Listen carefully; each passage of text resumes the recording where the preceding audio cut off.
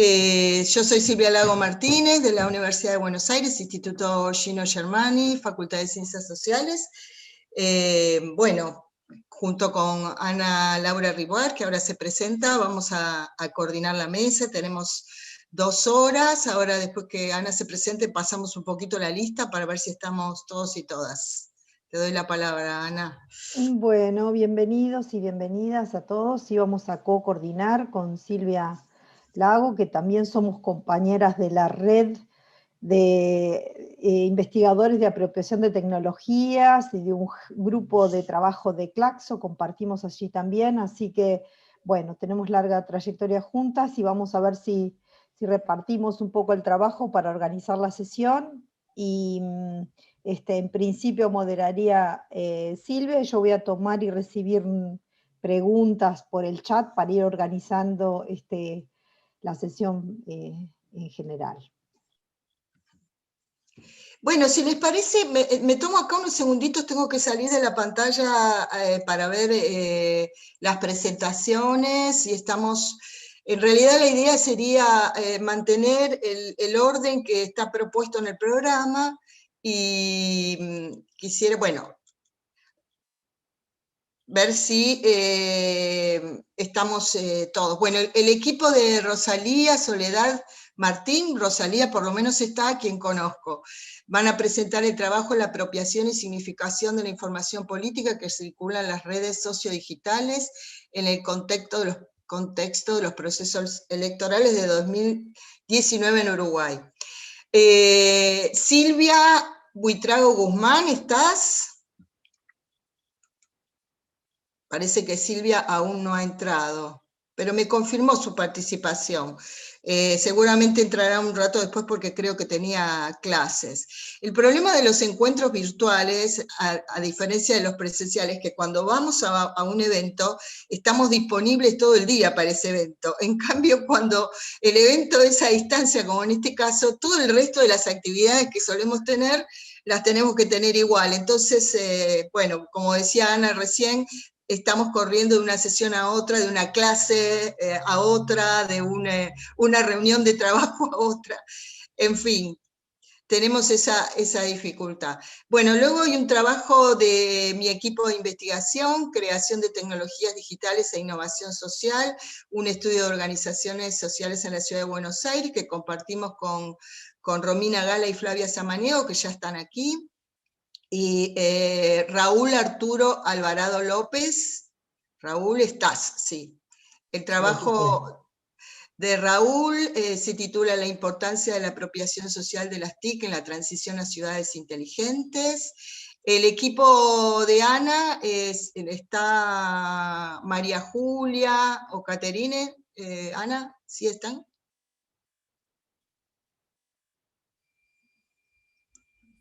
Perfecto, ahora veo el cartelito de María Julia. Autoría de datos ciudadanos, los desafíos de la alfabetización de datos en una economía plataformizada. Y por último, Mauricio Arbeláez y Laura Lotero, ¿están?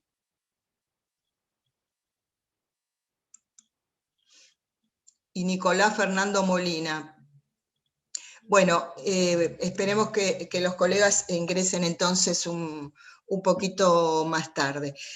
La idea es tener entre 10 y 12, 13 minutos, porque bueno, somos varios, y tener un espacio de intercambio que siempre resulta lo más interesante, y les voy a moderar el tiempo. Es muy desagradable siempre, pero en el caso de cuando trabajamos a distancia suele ser más desagradable todavía porque hay que interrumpir a la persona. Entonces, les pido que tomen su tiempo, entre 10 y 15 como máximo, o sea que a los 10 minutos vayan teniendo en cuenta que tienen que redondear.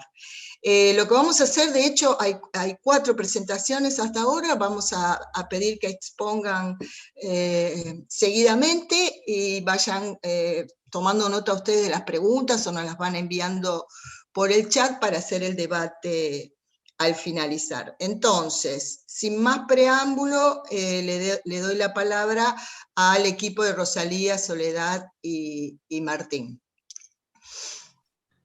Bien, voy a compartir pantalla.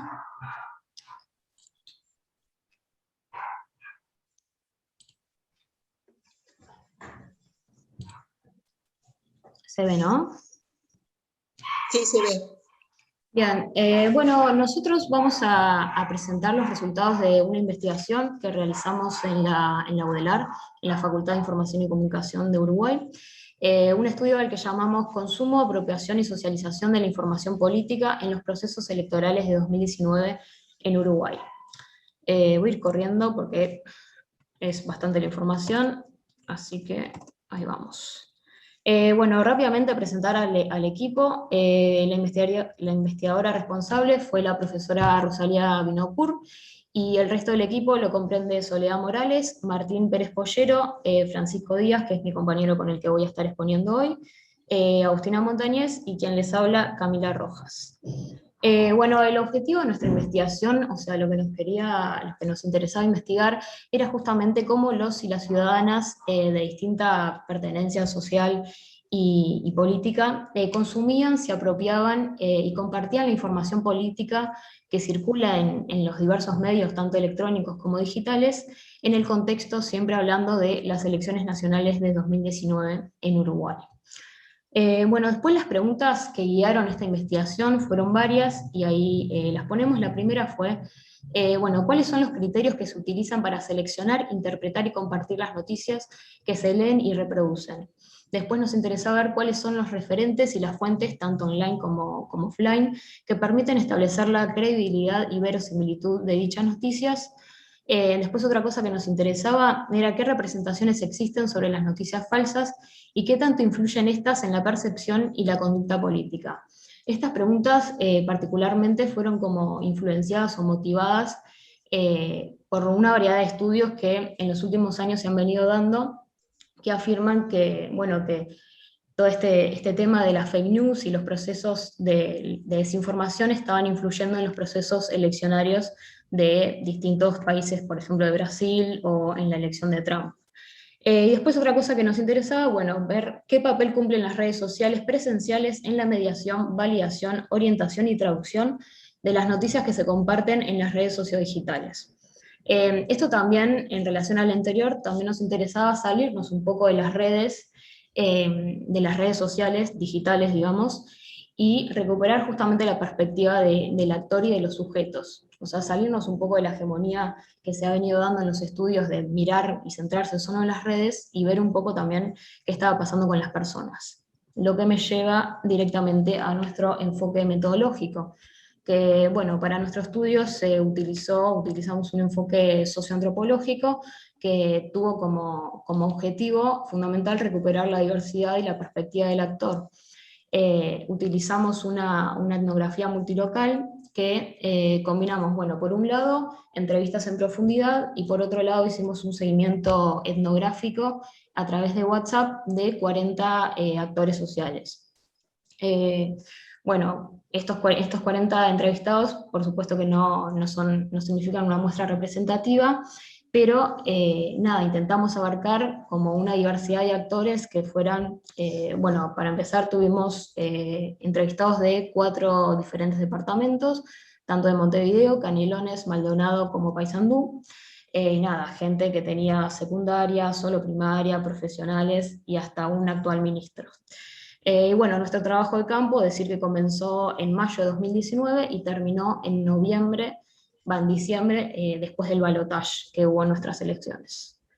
Bueno, después las dimensiones de análisis las voy a pasar de largo porque si no me quedo corta de tiempo, e igual vamos a pasar a presentar ahora ejemplos concretos de lo que dijeron nuestros entrevistados en relación a estas 4 dimensiones de análisis. La primera que pudimos ver fueron, bueno, las prácticas de consumo y socialización de las noticias. Nosotros en cada entrevista empezamos la entrevista preguntándole a la gente cómo es que te informás en tu cotidiano o en tu día a día de las noticias, cómo es que te llegan, qué cosas haces para informarte. Y ahí tenemos, por ejemplo, el ejemplo de Luis, que es un jardinero de 61 años, que nos dice: yo escucho radio y miro televisión. Diarios ni me preguntes, porque para leer viste, ya te digo que no agarro ni el celular. Que a veces mi mujer me tiene que leer la información, entonces ella me lee y yo agarro viaje. Si no, ni me interesa tampoco. Después tenemos a Valeria, de 32 años, que nos dice: por lo general, hago que en cada reunión se genere el espacio de, ¿viste tal cosa? O, ¿viste tal noticia? Y me gusta debatir. Después con amistades sabes con quién puedes hablar y con quién no. Tengo un tío que está todo el tiempo actualizándose y tenemos la discrepancia política, pero eso me gusta debatir, con cariño, no es con rabia ni con odio. Y después por último tenemos el ejemplo de Matías, que es un estudiante, que dice: y mi cotidiano son Facebook, Twitter, Instagram, y lo que más me bombardea es eso. Tenés todo, entras, ves un enlace, ves otro. Eso pienso que es lo principal, por lo menos. Después está la conversación con otras personas, por ejemplo mi vieja, o sea, su madre. En eso, para votar, me influencio pila por mi vieja, por lo que ella me cuenta, por lo que ella vota inclusive. Lo admito, no está bien, pero lo admito. La típica del informativo no lo miro, así que no te puedo decir. Televisión en general he mirado muy poco.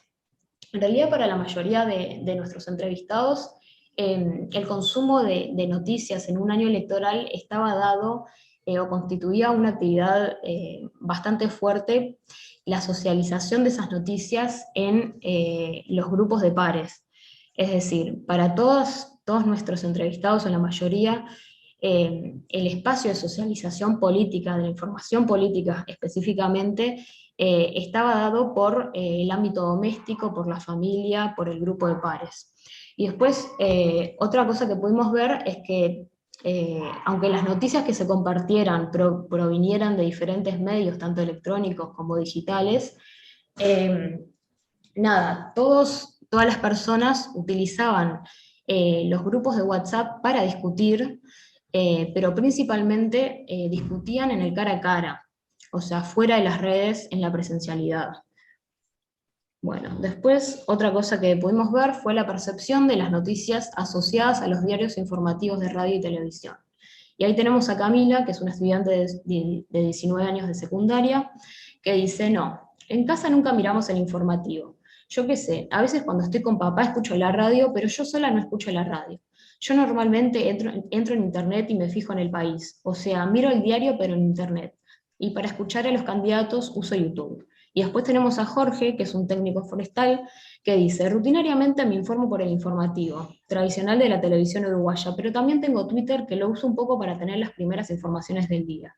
Todo esto que te estoy diciendo es a diferente horario, porque el informativo es a las 7 de la tarde y Twitter medio que todo el día, y de mañana temprano la radio. Soy muy de la radio. Bueno, en relación a esto, lo que pudimos ver fue que la palabra como noticia estaba asociada justamente con los informativos de radio y televisión y con los periódicos. Independientemente del medio que los estuviera, justamente a lo que estuvieran accediendo, todavía los informativos de radio, televisión y periódicos seguían siendo como una fuente a la que acudir, tanto para corroborar, para ampliar la información, o como nada. Eso seguía siendo como la noticia bien principal, ¿no? Tanto también para los jóvenes, por ejemplo, que no consumían radio, o por lo menos no consumen tanto radio ni televisión como los más grandes, todavía los periódicos, los portales, perdón, de noticias online, o la entrevista del candidato que salió del informativo, pero está en YouTube, seguía siendo como una fuente confiable a la que acudir para justamente corroborar o ampliar la información. Bueno, ahí sigue mi compañero. Hola, muchas gracias, Camila.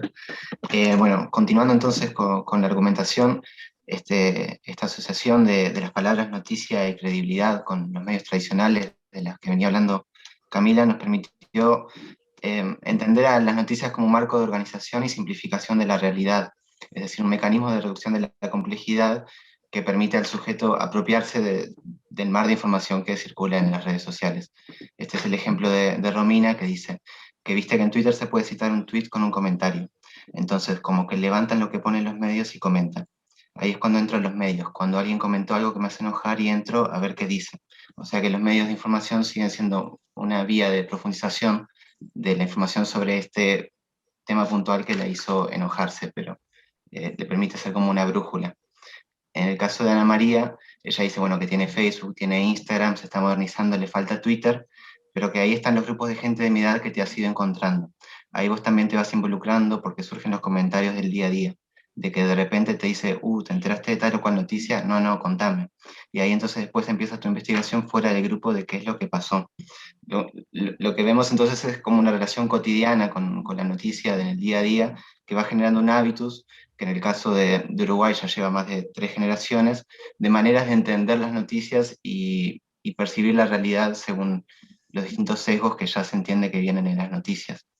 Esto nos genera un desafío al momento de estudiar las noticias falsas, en la siguiente diapo, porque, porque justamente había ya muchos significados respecto a la palabra noticia que no permitían percibir el fenómeno de la fake news como una problemática particular de estos últimos años o de las redes sociales, sino que lo asociaban generalmente a los rumores que siempre hubo en política, o las leyendas urbanas, o incluso a las sátiras y a los memes.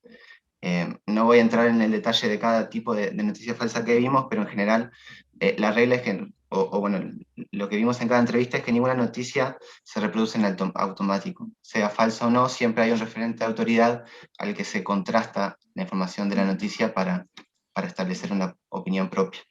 En el siguiente chart ahondamos un poco en el tema de los referentes de autoridad para establecer la credibilidad de las noticias. Por ejemplo, en el caso de Estela, que nos dice que hay canales o programas que tienen ya como un prestigio establecido. Por ejemplo, la CNN. Si la CNN dice que se está quemando la Amazonia, nadie va a dudar de eso. Después, acá en Uruguay, yo soy muy seguidora de Canal 4 y Canal 10, pero no le quita credibilidad a Canal 12. Lo que ella dice al final de la cita es que cree que el margen de error es mucho más amplio en Facebook que cuando ya lo llevan al informativo.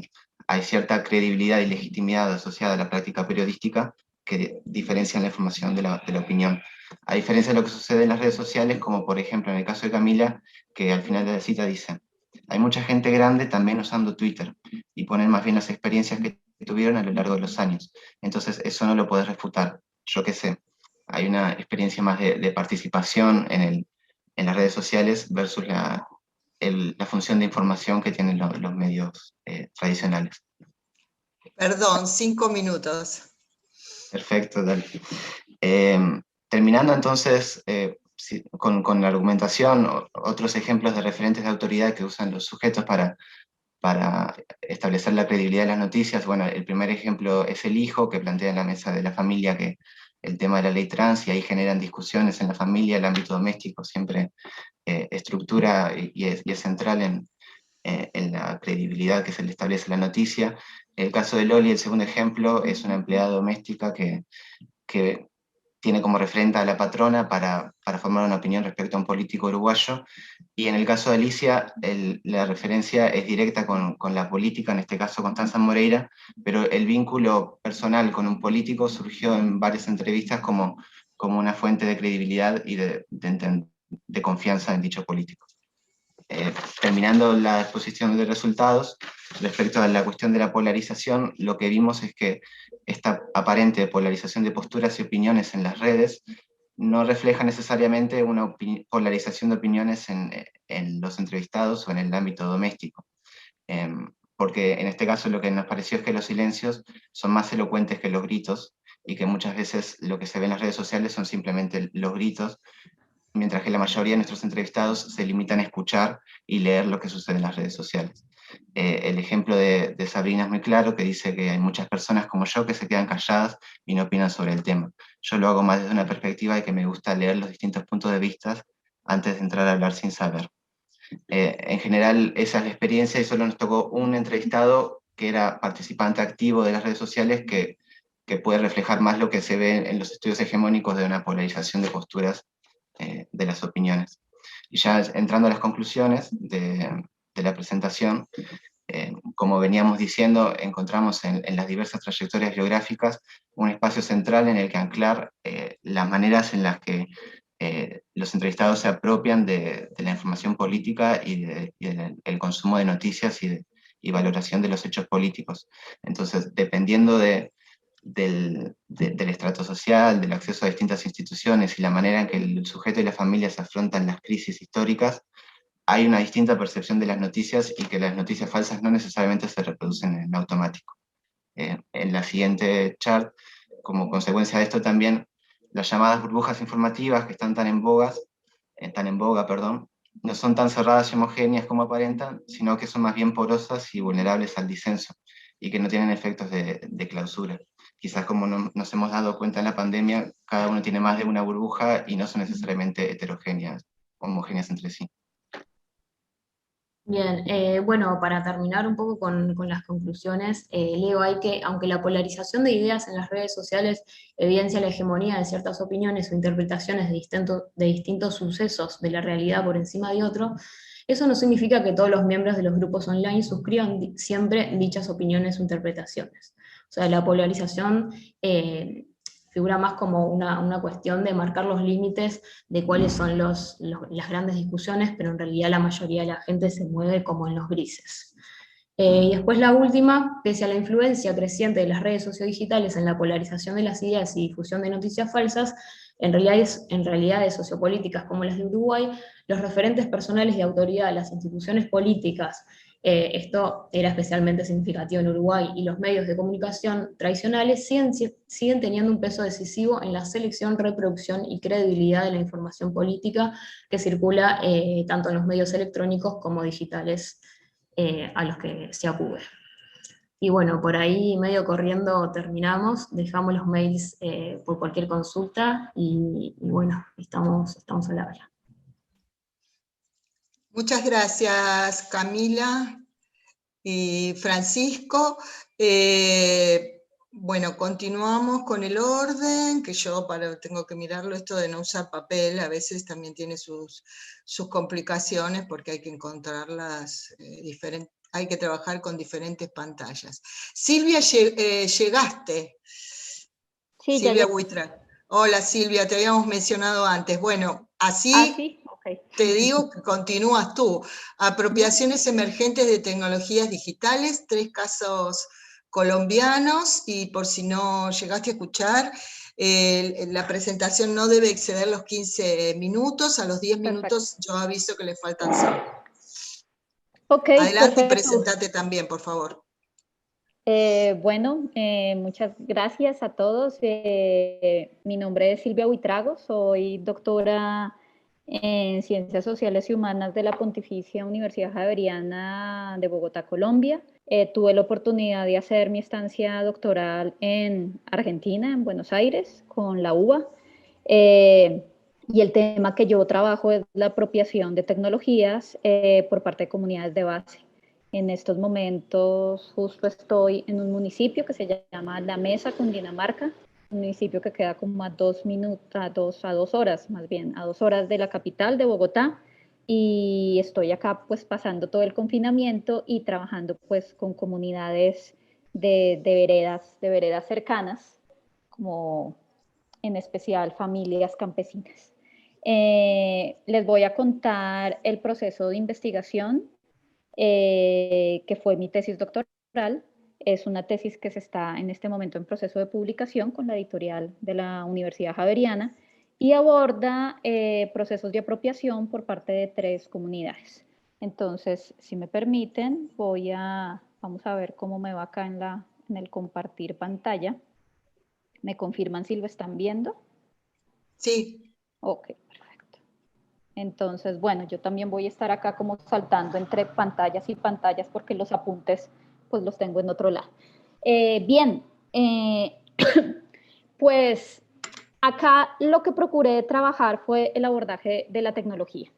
Y pues el problema en el cual yo me situé al inicio fue que el abordaje de la tecnología estaba directamente amarrado a un imaginario europeo, en el cual pues hay una aceptación acrítica, hay una aceptación bastante celebratoria de la tecnología, en especial de la digital, y se recibe pues desde una autoridad externa, desde una autoridad lejana, y asume a quien recibe la tecnología, por ejemplo a nosotros los latinoamericanos, como seres más manuales, como artesanos, que nos acercamos más desde la pasión que desde la razón, y pues que al asumir la tecnología digital, la asumimos desde modelos foráneos, copiando estos modelos foráneos. Entonces, más allá de querer anular ese imaginario, que me parece algo muy ingenuo, se necesitan prácticas y se necesitan otros lenguajes que nos permitan construir otros imaginarios respecto a la tecnología. Y desde esa necesidad, que se podría decir que también es una necesidad de una concepción alternativa de la tecnología, pues hago la investigación que me llevó, pues la investigación durante mi formación doctoral. Esto se hizo con 3 comunidades, con una comunidad urbana, con una comunidad urbana rural y con una comunidad completamente rural. Entonces la comunidad rural es esta que están viendo acá, ya les voy a contar más sobre ellos, es una asociación de cafeteros que se llama De Finca, trabajan en una vereda que se llama Guavio Alto de Fusagasugá. Fusagasugá queda a 2 horas también de Bogotá, pero al otro lado de donde estoy yo ahorita. También tengo Red Fusa Libre. Red Fusa Libre es la comunidad rural y urbana que trabaja desde una universidad pública, que es la Universidad de Cundinamarca, con comunidades campesinas para poder tratar de tener internet de manera gratuita. Y la comunidad urbana es una comunidad de hackers que tiene sede en Bogotá, que se llama Hackbo. Y Hackbo diseñó su propio software para hacer visualización de datos, claramente con propósitos políticos. Y tiene ingenieros, tiene personas que usualmente están en formación o de maestría o de doctorado. ¿Bien? Eso es como rápidamente, y el objetivo del proyecto, pues es este, ¿no? Y para que no se me tome tanto tiempo, pues obviamente es alcanzar dentro de la medida de lo posible una comprensión compleja de estas prácticas, asumiendo además esta limitación de recursos. Ahora que les cuente un poco de las 3 comunidades, las 3 se enfrentan a varias limitaciones, desde la recursividad y no desde la limitación, que es también lo que encontré. Y una de mis hipótesis es que es una manera de apostarle a contradispositivos desde la noción de Agamben, frente a la razón hegemónica, a la predominancia de la razón hegemónica. Esto pues me llevó a hacerme preguntas sobre dimensiones, procesos y relaciones de cada contexto. Esto me lo voy a pasar rápido porque me interesa más concentrarme en lo que pasó con cada una de las comunidades. Pero pues bueno, estas son como las preguntas que me hice. Dentro de el estado del arte que construí, procuré en la medida de lo posible alejarme de la escuela anglosajona, no necesariamente, o sea, no porque sí, sino porque considero que el conocimiento debe ser situado. Entonces, en ese sentido, me parecía mucho más válido escuchar las reflexiones de personas que tuviera un poco más cerca a la realidad que estoy viviendo. Ahí pues tanto Susana como Martín Parcelis son argentinos, y el resto de autores que no me los voy a pasar, pues básicamente me permitieron hablar de la apropiación como un fenómeno mucho más situado de lo que inicialmente se podía llegar a concebir. Entonces, esto entonces me lleva a una construcción de unas claves teóricas que giraron alrededor de 4 conceptos, que fueron tecnología, comunidad, hegemonía y apropiación. Entonces, rápidamente, en el caso de tecnología, se asume entonces, o la asumo entonces como un espacio de lucha, como finalmente una materialización de formas ideológicas hegemónicas, y también es una forma de resistencia, ¿no? Como una forma de resistencia que procura balancear ese tipo de estructuras. También la estoy pensando en clave de derecho, en clave de bien común, como los comunes de Ostrom, y de manera contextualizada, encarnada, situada. En el caso de comunidad, entonces, pues es el escenario y el protagonista de la acción colectiva. Es finalmente, a ver, me enredé. Es finalmente esta gran amalgama que se mueve por el conflicto externo e interno, es decir, esta idea que encontré en varios textos, qué pena acá está pasando, muy idealizada de de una unidad homogénea, sin ningún tipo de conflicto, pues se aleja completamente de lo que se encuentra finalmente en las comunidades, pero es ese conflicto el que motiva esta cohesión. Y el lazo social, pues como base de organización. Y en cuanto a hegemonía, pues que fue un concepto complejo, bastante complejo, en especial por, pues como por todo el recorrido histórico que trae el concepto, pero lo pensé más como un proceso flexible, como un proceso dinámico, que está basado más en el consentimiento que en la coerción, y pues que se asume como una concepción particular que poco a poco, dímelo. 5 minutos. 5 minutos Te queda. Es que ya hablaste 10, parece que no, pero es así. Bueno, lo siento, entonces voy a pasar. Entonces, el abordaje metodológico fue la etnografía colaborativa. Estas fueron las técnicas. Se hizo una retícula de análisis especial que básicamente lo que estaba buscando era cruzar todas estas variables. Estas son las unidades y estas son las categorías. Y bueno, entonces, pues rápidamente, y fue pucha, nunca pensé que me fuera a demorar tanto. Entonces, de finca. En el caso de finca, encontramos una apropiación pragmática, fue una de las tipologías que yo propuse, una apropiación pragmática que básicamente es para la supervivencia.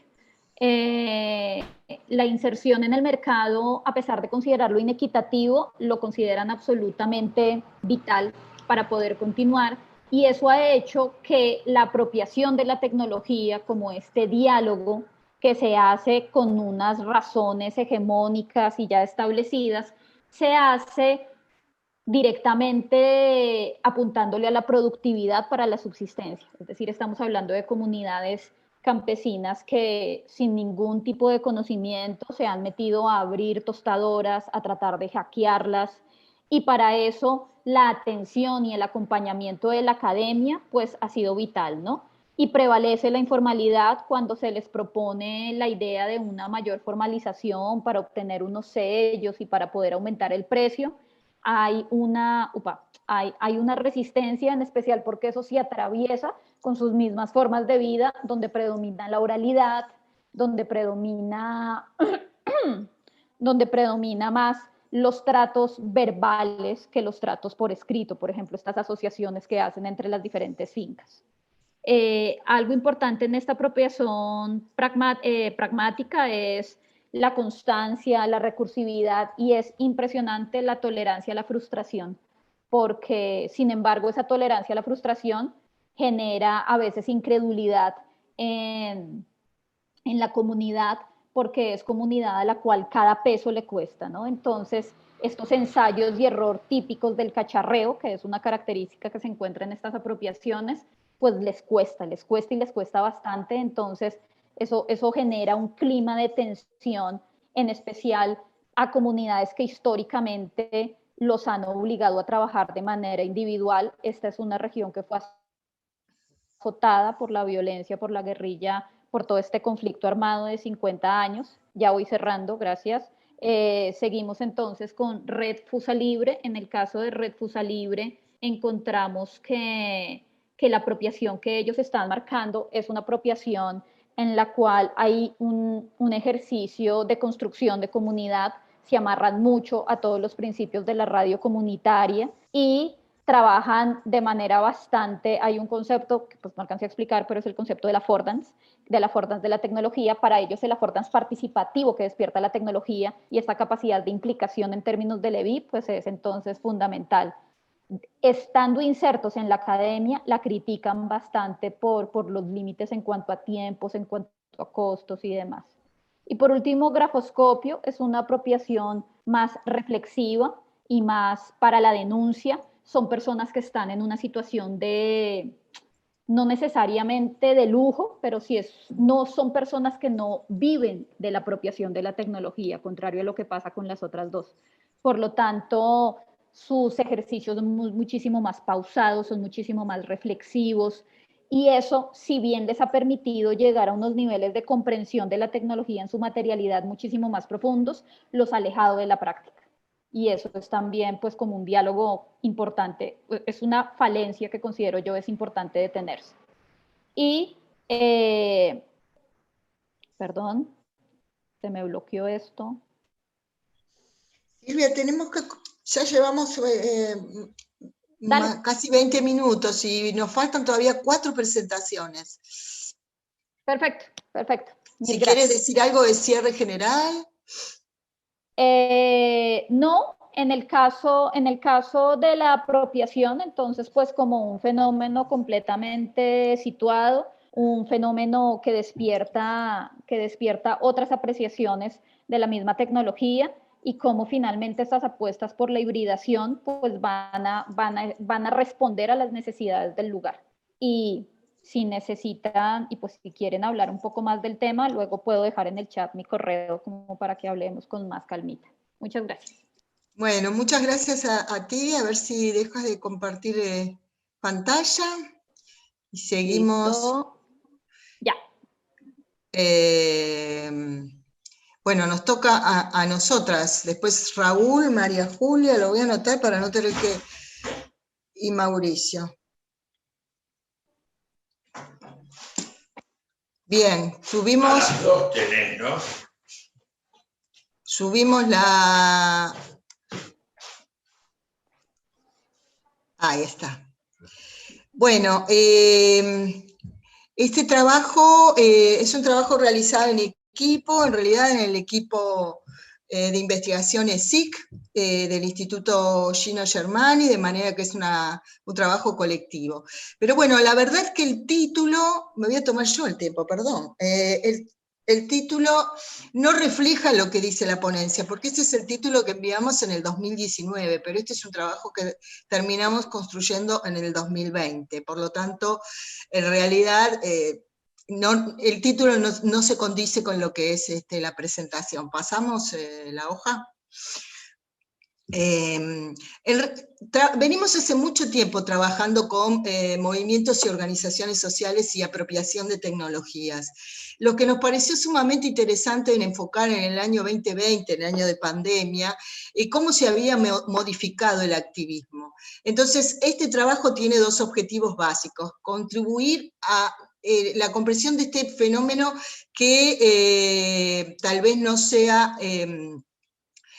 nuevo, pero que se le denomina en términos muy generales activismo digital, que es bastante distinto de otros tipos de activismo que veníamos observando durante el periodo de pandemia, donde la visibilidad que adquirieron fue mucho mayor. Y por otro lado, ver cómo estas organizaciones que promueven y defienden los derechos digitales a partir de la apropiación creativa de las tecnologías digitales. Y en relación al trabajo que presentó Silvia, que nos antecedió, tiene bastante vinculación, porque nosotros también hicimos una observación de tipos de apropiación de tecnologías caracterizadas con otras categorías, pero que de alguna manera tienen un punto de contacto. Pero bueno, de eso no vamos a poder hablar porque no vamos a tener tiempo. Nuestra metodología también fue cualitativa, básicamente de escritorio o de recorrido por sitios web, además de entrevistas que ya habíamos hecho en el año 2019 y algunas que tomamos online. Pasamos. A ver, una de las cuestiones que nos interesaba en particular es hacer un recorrido histórico entre lo que se llamaría el activismo en Internet, ¿no? Entonces, desde fines de los 90 hasta 2000, teníamos un activismo que era iniciado básicamente por los movimientos globales contra el neoliberalismo, 1999, 2000 hasta el 2004-2005, todo el periodo posterior a partir del diseño pasado, donde nuevamente aparece un ciclo de protestas muy importante a partir de la crisis del neoliberalismo, ¿no? Pero que abarcó desde los países árabes hasta las grandes naciones, es decir, por ejemplo, los movimientos en Estados Unidos y demás, y observamos que la mayor parte de los estudios tenían que ver con esto, con cómo fueron, son y qué destinos y qué cambios en las organizaciones y en las formas de la acción política se produjeron en la medida que las organizaciones incorporaron las tecnologías como un espacio de lucha. Sin embargo, en este caso, el activismo que estamos observando ahora no es un activismo que se apropia de las tecnologías en defensa de diferentes consignas contra el neoliberalismo, género, campesinos, etcétera, etcétera, sino que el eje está puesto justamente en Internet, es decir, que el objeto de su lucha son justamente las tecnologías digitales e Internet. Entonces, pasamos la otra. Este activismo tiene como una primera gran característica de trabajar en red, es decir, no podemos mirar solamente Argentina o solamente Colombia o solamente Uruguay, están todos súper conectados y producen acciones a nivel de toda la región. Su eje principal es el acceso equitativo a las tecnologías y al ciberespacio. Y fundamentalmente hay una actualización muy interesante sobre los derechos digitales, es decir, lo que en su momento, en la década de 2010, tuvo que ver básicamente con esta pelea acerca del software libre, el software privativo, la noción de Internet como bien común, inclusive un debate interesante desde el punto de vista jurídico, ¿no? Y esta pelea que en realidad nunca se terminó de saldar y continúa muy presente, bueno, esto ha sido un salto muy importante desde el punto de vista de considerar ahora Internet como un derecho humano fundamental y determinados derechos digitales. Hoy nos parece bastante normal, pero hace una década atrás este no era el tema tan en discusión, aunque por detrás existía esta cuestión, ¿no?, de derecho humano universal. Entonces, entendemos que este activismo en realidad es el heredero de la acumulación de experiencias y de factores de los distintos movimientos y organizaciones sociales a lo largo del tiempo. Es decir, que la diferencia fundamental, bueno, una de las diferencias fundamentales es que este activismo posee una apropiación de tecnologías muy fuerte, es decir, estamos hablando de activistas que conocen los recursos digitales y los transforman y crean sus propias tecnologías, no necesariamente siempre desde el software libre. Pero bueno, le paso la palabra, no sé si va a seguir Romina o Flavia. Sigo yo. Hola, antes que nada. Bueno, nosotros en esta situación lo que estuvimos viendo, como decía Silvia, es que justamente se mancomunan en esta defensa de Internet como derecho humano. Las organizaciones buscan visibilizar la exclusión de ciertos grupos sociales al ejercicio de los derechos digitales en general, principalmente por la falta o el acceso limitado a la conectividad, que la entendemos que es una condición sine qua non, pero no suficiente para el ejercicio de otros derechos como el acceso a la información, la comunicación y la cultura. Y a su vez, estos activistas también van dando cuenta de cómo los derechos digitales, entre ellos la privacidad de los datos y la libertad de expresión, se ven afectadas por los gobiernos y las empresas intermediarias de Internet a través de la censura y el desarrollo de aplicaciones para el monitoreo, en el caso de COVID, de la situación epidemiológica. También pudimos observar, un segundo que se me salió de la pantalla, ahí está. También pudimos observar, bueno, como decía Silvia, que se trabaja en red, que estas organizaciones, las campañas las vehiculizan a través del trabajo colaborativo y en red, que usan y crean tecnologías y contenidos digitales para poder alcanzar estos objetivos, sensibilizar a la población civil, propiciar vías para la movilización, la participación y el compromiso de la ciudadanía, también reclamo de normativas y regulaciones a los estados, entre otras. Entonces, de esta manera van combinando una serie de tácticas que van desde los usos reproductivos, aunque estratégicos, de las tecnologías, hasta el desarrollo de tecnologías propias, el diseño de páginas web, etc. Flavi, la próxima. Bueno, estas son algunas experiencias que en realidad son previas al contexto de pandemia que fuimos observando, que tiene que ver con organizaciones que llevan adelante proyectos de redes comunitarias de Internet, que no solo se dan en Argentina, como en el caso de las que se mencionan ahí, sino también en otras regiones de Latinoamérica, y que en este caso, además de estas redes comunitarias que proveen de Internet a zonas, a regiones que se ven excluidas del acceso, donde la conectividad es limitada, también se dedican a la capacitación, a la formación, propiciando la apropiación popular de las tecnologías digitales. La próxima, Flavi. Bueno, un grupo de organizaciones que vimos que son principalmente, el eje está en el acceso, y el acceso vinculado a la posibilidad de la libertad de expresión en Internet. Por ejemplo, en Argentina observamos el movimiento a través del hashtag Otra Internet es Posible, que se inició en mayo de 2020 por la Asociación Argentina de Usuarios de Internet, que es llamada Internauta, que junto a más de 80 organizaciones sindicales, sociales, políticas, educativas y culturales, reunieron firmas y elevaron un petitorio al Poder Ejecutivo para que se declare a Internet, telefonía celular y a la TV por cable como servicios públicos esenciales y estratégicos, y que la campaña también incluyó el desarrollo de un portal que es internetesencial.org, donde fueron, aparte de poner el formulario, fueron dando información sobre la situación. También observamos la campaña en México Ni Censura ni Candados, que también fue promovida por una coalición de más de 30 organizaciones, colectivos, empresas e individuos, en defensa de la libertad de expresión que se había visto afectada por reformas y modificaciones en la Ley Federal de Derechos de Autor y el Código Penal Federal. Viralizan infografías con contenido educativo, se realizaron foros y otras piezas de comunicación digital. Y la campaña también incluye el desarrollo de una página web donde se contextualiza y explica el problema y los alcances, y consiguieron, tuvieron ciertos logros. Y finalmente también observamos la experiencia del Observacom, que es el Observatorio Latinoamericano de Regulación, Medios y Convergencias, que frente a la advertencia de YouTube, Facebook y Twitter sobre la eliminación errónea de información por infracciones a las políticas y condiciones, comenzaron a monitorear la eliminación automática de contenidos en las plataformas, realizada por bots desde marzo de 2020. La próxima. Bueno, y como dijimos, bueno, el problema en torno a la libertad de expresión también abarca la cuestión de la desinformación, que fue uno de los temas trabajados durante la pandemia. En este caso observamos, por ejemplo, la organización mexicana SocialTIC, que organizó una serie de encuentros en línea vía la plataforma Zoom, que denominó Datos y Coronavirus, con el fin de compartir proyectos basados en datos relacionados al COVID en Latinoamérica. Y también la TAM Chequea Coronavirus, que es una iniciativa llevada adelante por 35 organizadoras chequeadoras de Latinoamérica, España y Portugal.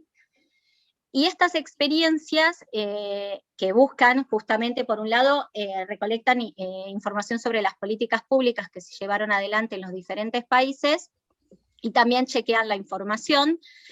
Estas experiencias pueden ser entendidas dentro del activismo de datos como un tipo de activismo digital que se involucra con las formas actuales de producción de información y conocimiento. En este sentido, seguimos la mirada de Milani Gutiérrez, que señalan dos modalidades: una proactiva, que incorpora estas experiencias de uso de grandes volúmenes de datos para el cambio social y el compromiso cívico, y por el otro lado el activismo de datos reactivos, que incluyen las prácticas de resistencia a las amenazas, como la intrusión gubernamental y del sector privado. La próxima. Dentro de del proactivo, también encontramos el activismo de datos en cuanto a los mapeos colectivos, que también dan cuenta de estas articulaciones en red de las organizaciones y del trabajo colectivo, a veces alguna organización dedicada al desarrollo de las plataformas. En este caso, la plataforma Acá No Hay Internet, que con la finalidad de disminuir la brecha digital y favorecer el acceso a la información, esta plataforma que desarrollaron permite mapear de forma colaborativa las zonas de América Latina donde no hay conectividad o esta es limitada, siguiendo también una política de datos abiertos que permite su descarga y libre uso. Y además de esta plataforma también observamos que había experiencias previas, como Caminos de la Villa, que es una plataforma llevada adelante por la organización ASIG y Wingu, que es para la georreferenciación de datos en el contexto de barrios de emergencia, y que en el contexto de COVID realizaron una actualización a Caminos de la Villa COVID-19, donde fueron aportando datos importantes, digamos, para georreferenciar las dificultades que enfrentan estos barrios en relación al avance de la pandemia. Y seguís vos, Fla. Bueno, voy a ser breve porque creo que nos queda poco tiempo, creo que se me escucha bien. Como sabemos, el problema con los datos que producimos los seres humanos no es solamente un problema de privacidad, también es un problema económico, social, político, y que atañe también a la dimensión ética, por lo cual los datos que nosotros arrojamos a las diferentes plataformas privativas tiene que ser revisado. Muchos autores hablan en términos de extractivismo de datos y plantean la relación que los seres humanos tenemos con las tecnologías digitales en este momento como una relación de colonialidad o de capitalización de la vida. En este contexto de pandemia, por ejemplo, el Consorcio Latinoamericano al Sur se ha expresado para que varias organizaciones y gobiernos y empresas respeten los derechos humanos cuando crean, porque varios gobiernos comenzaron a hacerlo, al crear aplicaciones para, para georreferenciar los datos positivos de COVID. Entonces, aquí tenemos, por ejemplo, la Fundación Carisma, que ha analizado la aplicación Corona App de Colombia, es uno de los tantos casos, se han analizado varias aplicaciones, y detectó, por ejemplo, que la aplicación pide una cantidad de permisos e información que no se corresponden con las funciones de la aplicación. Por ejemplo, pide permisos de administración de Bluetooth listado de contactos. Otra campaña también realizada por el Centro Cultural Digital de México presentó un bot que se llama Botiquina. Es un bot de Twitter que lo que hace es recordarle a los usuarios y a las usuarias las acciones de cuidado que pueden realizar respecto a los dispositivos tecnológicos que poseen y cómo proteger además sus dispositivos con los datos y la privacidad. También el bot responde preguntas sobre diferentes cuestiones relacionadas a los dispositivos personales de los usuarios. A ver, creo que se me colgó. Ahí está. Sí. Bueno, para ir cerrando muy brevemente, lo que pudimos observar son que las organizaciones que pudimos relevar son diversas y desarrollan un activismo social, cultural y político muy propio de este siglo XXI. Coinciden en que todas tienen una larga trayectoria en el campo de intervención, intervienen en diferentes esferas, en la acción pública, en el territorio, pero también en el ciberespacio. Realizan trabajo colaborativo y de articulación en redes de escala local, regional y global, como dijo Silvia anteriormente, lo que permite también es amplificar las campañas que tienen. Y bueno, este trabajo colaborativo también dinamiza las estrategias y repertorios de la acción que las organizaciones tienen.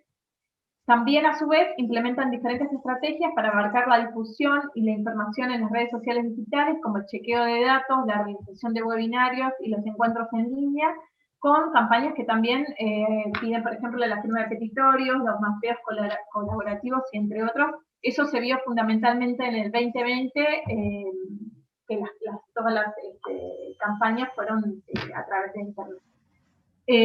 Con respecto al tipo de apropiación y creación de tecnologías digitales para la innovación social, lo que pudimos observar es que las organizaciones y movimientos de activismo digital tienen conocimientos, habilidades y experticia en relación a las tecnologías digitales, por lo cual ellos pueden hacer una apropiación creativa de estas tecnologías para hacer un uso estratégico de las tecnologías, como pueden ser las redes sociales digitales, para sus campañas.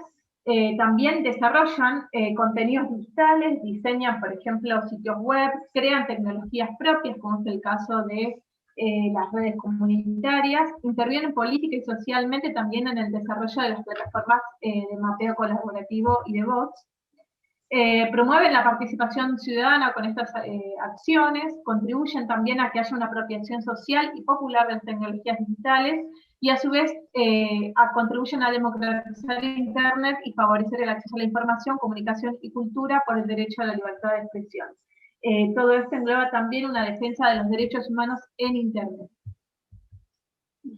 Agrego entonces, bueno, terminamos, pero creo que tenemos un par de minutos más, simplemente para resaltar que si bien estas distintos tipos de activismo son bastante heterogéneos entre sí, por lo tanto tampoco son muy homogéneos a su interior, reflejan los problemas que se están discutiendo hoy en día relacionados con Internet, me parece, que son la cibervigilancia, el extractivismo de datos, las regulaciones de Internet, la discusión por la libertad de expresión en relación, por ejemplo, a la infodemia, ¿no? Hay un punto muy delgado ahí, que es libertad de expresión si lo que va a circular son todas falsas noticias, sobre todo hablando de la pandemia y no de la situación de la salud. Refleja esto de las desigualdades digitales, es decir, hay un conjunto de organizaciones que mencionaron las chicas que tienen que ver con el trabajo más en el terreno, que es parecido al ejemplo los casos que mencionó Silvia antes que nosotros, respecto de ya trabajar en la base, es decir, trabajar no solamente con software, sino con hardware y promover la conectividad en sectores populares. Hay muchos ejemplos a lo largo de todo este año que tuvieron que ver con la articulación entre municipios y barrios vulnerables. Por ejemplo, en Argentina lo vemos para resolver problemas de conectividad. Es decir, el proceso de la pandemia no solamente reflejó las enormes desigualdades, sino que también aceleró un activismo de la sociedad civil que ya existía, no es que surgió, pero que retomó los debates más importantes en torno de Internet en este último periodo y se exacerbaron, ¿no? En la búsqueda de soluciones, es decir, queremos soluciones ya, queremos intervenir ya, queremos tener una participación visible en este momento y, por ejemplo, todas las corrientes que tuvieron que ver con los pedidos, las movilizaciones, todas por Internet, por supuesto, sobre los derechos que mencionaron las chicas, es decir, se lograron algunas cuestiones interesantes. De todas maneras, ¿cuáles son los antagonistas? Es bastante diferente, porque no en todos los casos los antagonistas son las grandes corporaciones de telecomunicaciones, sino también que pueden ser los estados, ¿no? Porque los países de la región son muy diversos en cuanto a el tipo de gobierno que tienen, tanto gobierno nacional como municipal. Digo, sin desconocer esta heterogeneidad, hay algunos principios básicos que se comparten y que en realidad parece que están en alerta en toda la región. Y bueno, damos por terminada nuestra presentación. Antes de eso, había acá alguna serie de comentarios acerca de los trabajos que se presentaron. Por ejemplo, hay una pregunta de Caterín. Silvia, mejor seguimos porque ya estamos un poquito atrasados. Sí, nos queda un poco tiempo. No, lo que le ibas a proponer es que en todo caso podemos nosotras circular los trabajos hasta tanto se publiquen, si existe ese interés. Pongan el link ahí en todo caso y ahora seguimos con las presentaciones a ver si nos quedan unos minutos para intercambio. Sustantivamente hay solo una pregunta, el resto son todos de socialización y vayan poniendo los links, pueden subir directamente el trabajo ahí o compartir los mails. Seguimos, así cumplimos un poco y vamos a hacer intercambio. No sí, continúa Raúl. Arturo Alvarado, presentate, comentamos el trabajo. Hola, buenas tardes a todas y a todos. Bueno, comparto.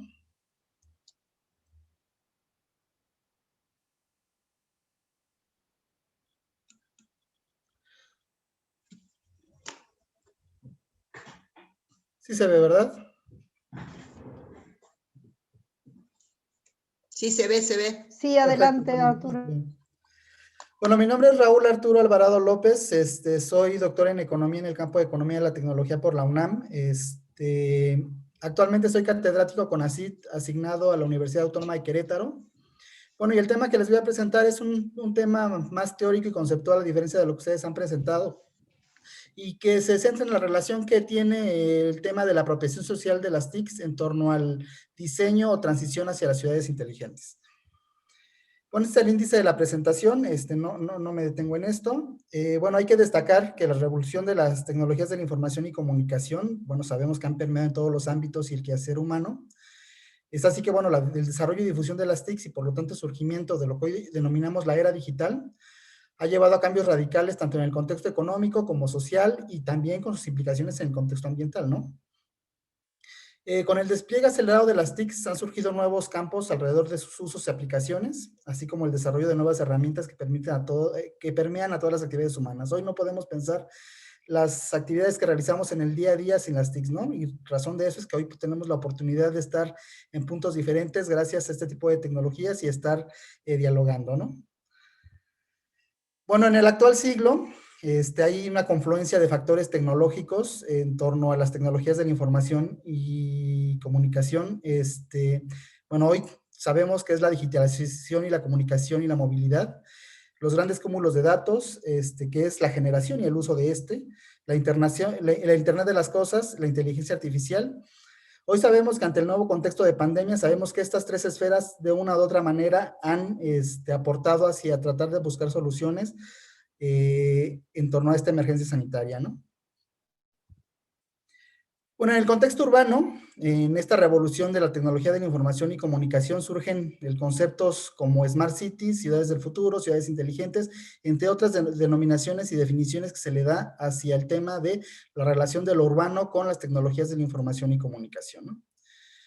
Donde en términos generales dicho concepto o elementos que tocan todas estas definiciones y conceptos hacen referencia al uso extensivo y eficiente de las tecnologías disponibles, donde una parte central es las TICs y la relación con todas las demás tecnologías, dirigidas a mejorar la calidad de vida de la población, y que esto implica, bueno, o va dirigido hacia un mayor cuidado al medio ambiente y a la reducción de la desigualdad social.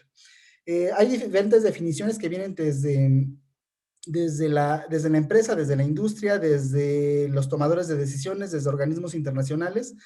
Sin embargo, bueno, los elementos importantes que hay que destacar es que una ciudad inteligente será posible siempre y cuando se tenga que poner al ciudadano en el centro, ¿no? Y el ciudadano se dice ciudadano en el centro porque es en la toma de decisiones, pero en los beneficios también que genera este tipo de modelos de nueva urbanidad, ¿no?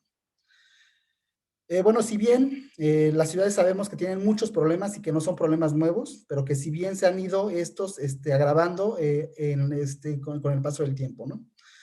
Hay que destacar que las ciudades son el motor del crecimiento económico, ellas contribuyen con el 80% del PIB, y en ellas se genera y acumula el mayor conocimiento, es decir, se genera el conocimiento, se desarrolla mucha tecnología en ellas, y por lo tanto es detonante del crecimiento económico de los países.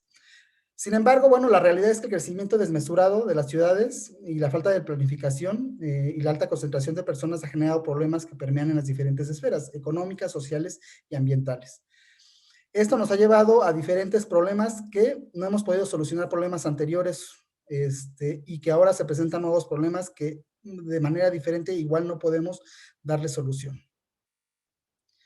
Bueno, a pesar de que las ciudades solo representan alrededor del 2% o poquito más del 2% de la superficie de la Tierra, en ellas es donde se consume el 70% de la energía que se genera, y esto va en concordancia también con la emisión de gases de efecto invernadero, ¿no? Es alrededor del 80%, las ciudades son las que generan las concentraciones de gases de efecto invernadero. Actualmente, el incremento de las concentraciones urbanas y el cambio climático es una realidad que están convergiendo de una manera cada vez más acelerada. En ese sentido, es que también lo podemos ver en el día de hoy, ¿no? Con el actual contexto de pandemia por SARS-CoV-2, es en ellos donde se han concentrado el 90% de los casos comunicados, que es obvio, ¿no? Por la cercanía que existe entre la población. Pero esto ha generado diferentes problemas que ha puesto de manifiesto estas desigualdades económicas y sociales que se concentran en las ciudades, ¿no? Y sobre todo en las ciudades en vías de desarrollo, como las del contexto latinoamericano, que tiene que ver con la saturación hospitalaria, la falta de insumos, entre muchos otros problemas, ¿no?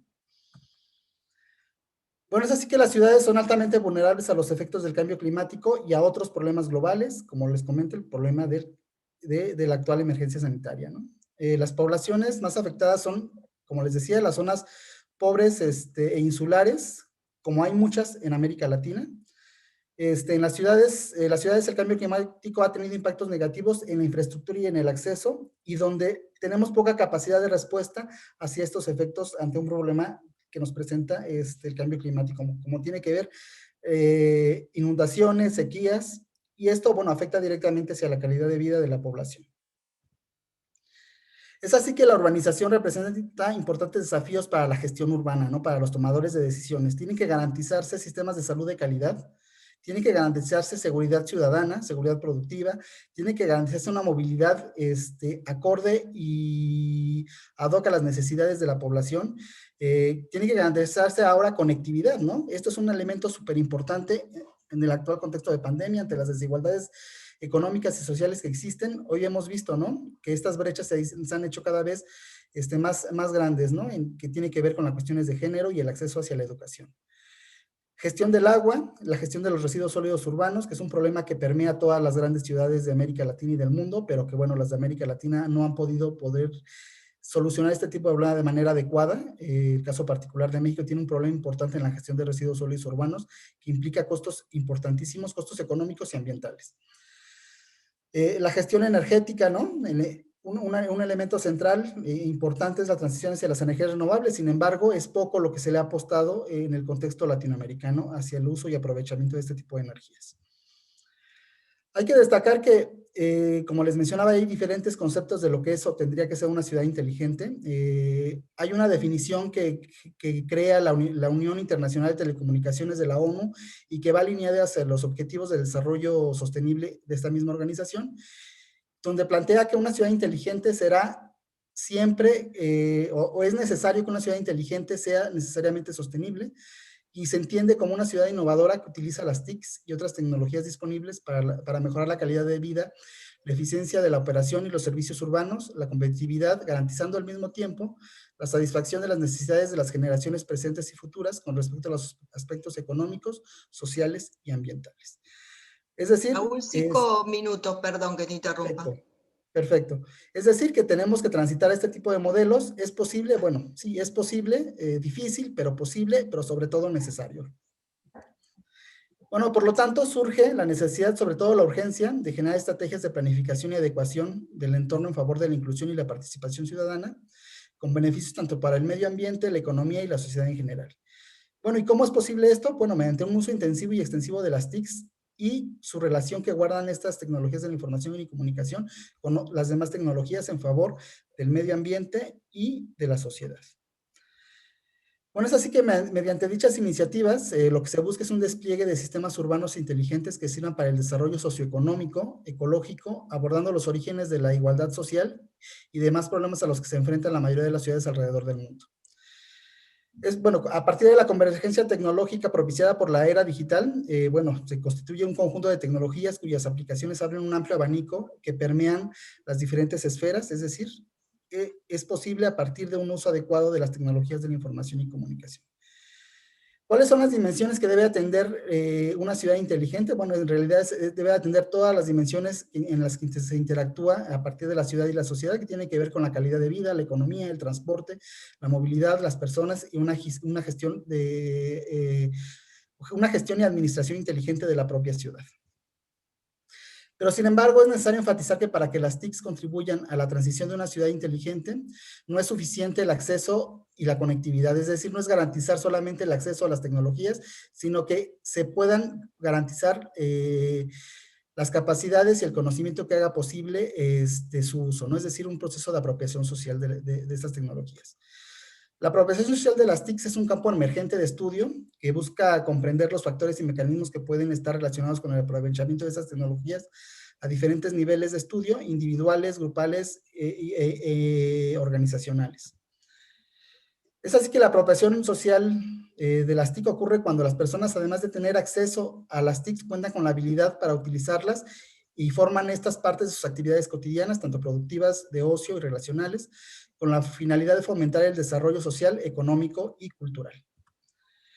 Bueno, es así que mediante la apropiación y democratización de las TIC se busca igualar derechos y condiciones de vida para generar espacios de libertad, justicia y distribución equitativa, y también así como la distribución de los beneficios.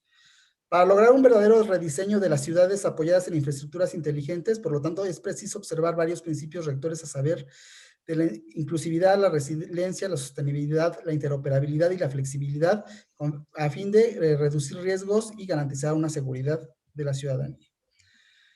Es así que se plantea la necesidad de que las ciudades adopten una planificación urbana abordada desde la inclusión social, desarrollo económico y protección al medio ambiente, e implementar políticas públicas en pro de la sostenibilidad y el aprovechamiento de las tecnologías disponibles. Las TICs pueden contribuir a difundir la cultura y favorecer la autonomía personal y potenciar la participación social con especial énfasis en los sectores más desfavorecidos. Es decir, lo importante de generar ciudades inteligentes y sostenibles se refiere a ser puntos de encuentro y de inclusión y no de exclusión, como ha sido muchos de los modelos que actualmente se han puesto en práctica en diferentes partes del mundo, principalmente los países en desarrollo, donde las ciudades se vuelven polos de exclusión para determinados sectores de la sociedad.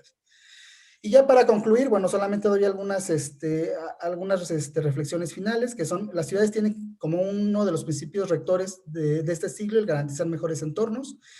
En el proceso de adopción a los nuevos cambios y necesidades, los espacios urbanos pueden aportar a la lucha contra el cambio climático. Es decir, si bien es ahí donde se concentran los grandes problemas derivados del cambio climático, también es ahí donde se pueden generar las soluciones más eficientes.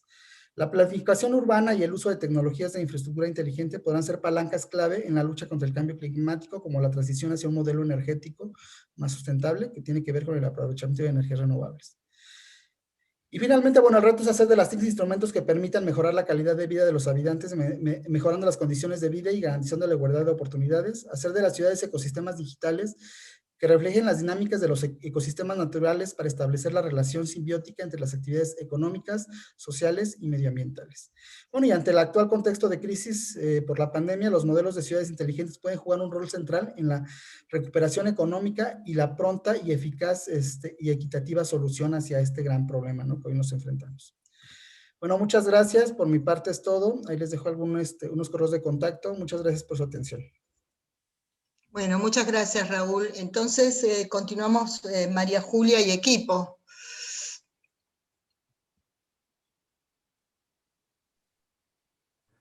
Bueno. Buenas tardes. Voy a comenzar yo con la presentación y después va a seguir Caitlin. El trabajo, bueno, es un trabajo en proceso, una investigación que está en proceso, que comenzó en febrero de 2020 y va a terminar en junio de 2022, así que vamos a hacer avances teóricos y metodológicos del proyecto, que se llama Auditoría de Datos Ciudadanos, los desafíos de la alfabetización de datos en una economía plataformizada, en la que también interviene Ana Laura Riguar, y un equipo de 13 investigadores que se componen que están repartidos en 5 países, Colombia, Perú, Chile, Paraguay y Uruguay. Y bueno, ¿te animas a pasar a la siguiente, Caitlin? Gracias. ¿Cuál es el contexto de implementación del proyecto? Bueno, el contexto de implementación del proyecto básicamente es el contexto en un mundo basado en una economía de plataformas que permea toda nuestra vida cotidiana en todos los ámbitos social, cultural, educativo y económico, que es aún más evidente en el contexto de pandemia que vivimos hoy en día, ¿verdad? Asimismo, existen al menos en los 5 países que conforman los casos de estudios, legislación por la que los ciudadanos pueden reclamar a privados acerca de los datos que ellos poseen sobre su persona. También los diferentes socios que tenemos, que la mayoría son organizaciones de la sociedad civil, herramientas para apoyar estos procesos que pueden monitorear o que pueden generar alfabetización digital y de datos. Y un elemento también que poseemos es un proyecto anterior realizado por Caitlin junto a Hiperderechos en Perú, que aplicó algunas técnicas que tienen resultados interesantes, que produjo muchas reflexiones en este grupo que estamos realizando ahora la investigación, que nos permite extender la investigación, pero profundizar tanto teórica como metodológicamente los hallazgos y la forma de abordaje del proyecto. La siguiente, por favor, Kate. La siguiente diapo, Catherine. Bueno, ¿cuáles son las metas del proyecto? Las metas del proyecto, como verán, es hacer más sencillo el entendimiento, o para hacerlo más sencillo el entendimiento, lo que presentamos lo separamos en metas o en objetivos en la comunidad o con la comunidad y en objetivos investigativos, pero verán que de cierto modo estos se van a cruzar o imbricar a lo largo del proyecto. La pregunta principal que impulsa el estudio es cómo y en qué medida el uso privado de los datos personales en América Latina repercute en la presentación de servicios a las comunidades vulnerables. Para responderla, lo hicimos a través de las siguientes subpreguntas u objetivos relacionados. La primera es cómo pueden las auditorías de datos ciudadanos incorporar criterios alternativos, críticos, ciudadanos o comunitarios para evaluar el uso privado de los datos personales. O sea, el proyecto, si bien tiene un antecedente junto a hiperderechos, se ha cuestionado si el abordaje del mismo era el más adecuado, en el sentido de cómo llevar adelante una auditoría, o si se le estaba haciendo el trabajo a los gobiernos, ¿no? O sea, el abordaje del derecho, ¿no? Si estaban cumpliendo con las leyes. Esto lo vamos a dejar acá porque Catherine va a abordar este tema un poquitito más adelante. Si bien diré que intenta ampliar este campo con base en las reflexiones que se proporcionó a partir del estudio anterior, con especial atención a esta representación de las capacidades, preguntas, preocupaciones y valores de los ciudadanos en los modelos y herramientas de auditoría. La segunda subpregunta es cómo funciona el uso privado de los datos personales según los criterios de auditoría basados en los ciudadanos. Es la intención del proyecto de fomentar la alfabetización en materia de datos de los ciudadanos y mejorar la práctica profesional al permitir a los profesionales realizar auditorías ciudadanas de datos de servicios que hacen un uso intensivo de esos datos personales. Y la tercera, ¿cuáles son las implicancias de los resultados de estas auditorías de datos ciudadanos que van a ver más adelante, que nosotros nos preguntamos si en realidad la nominación a auditorías está bien o no, para los regímenes nacionales de políticas de datos, incluidas las leyes nacionales de privacidad, así como las mejores prácticas en la comunidad empresarial? Lo que intentamos es que los hallazgos se aprovechen para dar a los responsables políticos herramientas para la aplicación en políticas nacionales de datos. ¿Te animás a pasar a la siguiente diapo, Katie? Bien. Tenemos 4 etapas del proyecto para mencionar brevemente lo que es la metodología que se implementa en el proyecto. En una primera fase que involucra la realización del campo y el análisis de casos cruzados, específicamente el diseño de los instrumentos de investigación, la realización de los talleres, los grupos de discusión, las entrevistas, la recolección de datos sobre valores, experiencias, expectativas y preocupaciones de las distintas poblaciones objeto de estudio. La base de este proyecto la vamos a ver ahora un poquito más adelante, pero es que los criterios para la auditoría de datos vienen dados por las poblaciones objeto de estudio, por las poblaciones con las que participamos. No son los criterios que nosotros a priori pensamos que deben de estar, o los criterios que legalmente a priori se piensan que deben de estar, sino que los criterios van a salir de las poblaciones con las que trabajamos. En la fase 2 básicamente involucra la articulación con el proyecto anterior, con el proyecto, de la Universidad Simon Fraser que lidera Catherine, y el desarrollo de las técnicas para la auditoría ciudadana. La fase 3 involucra la realización de dichas auditorías de forma de ser fieles a los criterios recogidos en la fase 1, y mediante esas técnicas diseñadas en la fase 2, la realización del análisis intra y entre grupos, dando cuenta del impacto de la gratificación de los servicios en las poblaciones vulneradas por prestadores privados, y la fase 4, especialmente informar sobre las implicancias políticas de los resultados y las reformas políticas sugeridas, y como en casi todos los proyectos, dar difusión de los resultados, de ser posible, en los medios de comunicación, aparte de a todos los participantes en el proyecto. ¿Te animás a pasar a la siguiente, Katie? El proyecto de auditorías ciudadanas, entonces, como dijimos, está en 5 países: Chile, Colombia, Paraguay, Perú y Uruguay. En Chile se va a estudiar, la población objetivo son migrantes que habitan en Santiago de Chile, y la empresa privada con la que se va a ver es la banca digital, y su implicancia para este grupo de migrantes. En Colombia se va a estudiar a los rapitenderos y su relación en la recolección de datos por Rappi. En Paraguay se va a fijar, desde un estudio con perspectiva de género, a jóvenes entre 18 y 35 años que adquieren periódicamente medicamentos en Paraguay. con el sector farmacéutico.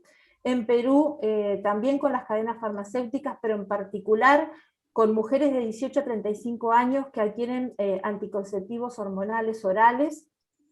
Y en Uruguay, las personas mayores y su relación con los prestadores privados de salud, y la recolección de datos, el intercambio de datos que con ellos tienen. Y esto está atravesado por una metodología participativa que tiene sus particularidades en cada una de las regiones.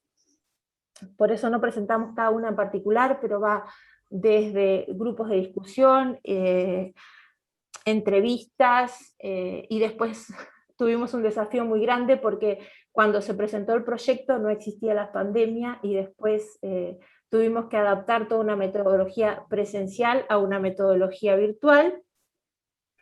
Caitlin, se te fue, no sé si se fue Caitlin o Sí, se fue se te fue cortó. la presentación.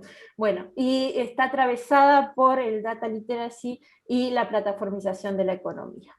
Las organizaciones, como ven, son Derechos Digitales de Chile, Hiperderecho de Perú, Carisma de Colombia, el Observatic de Uruguay, TEDIC de Paraguay, la Universidad Simón Fraser, IDRC, quienes nos financian, y la cooperativa Sulabatsu, que nos está apoyando en la búsqueda de técnicas para la auditoría de datos.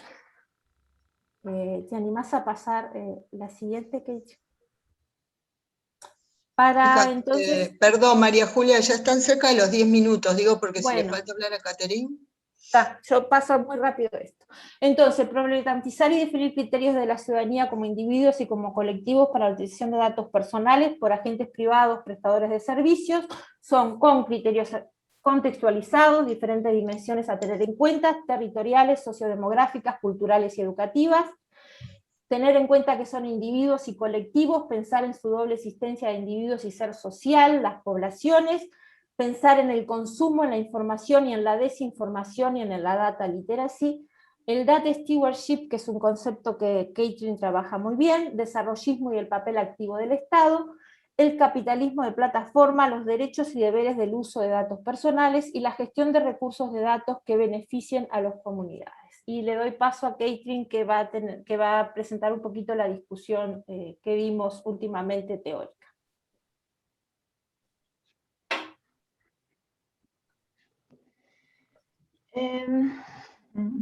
¿Me escuchan?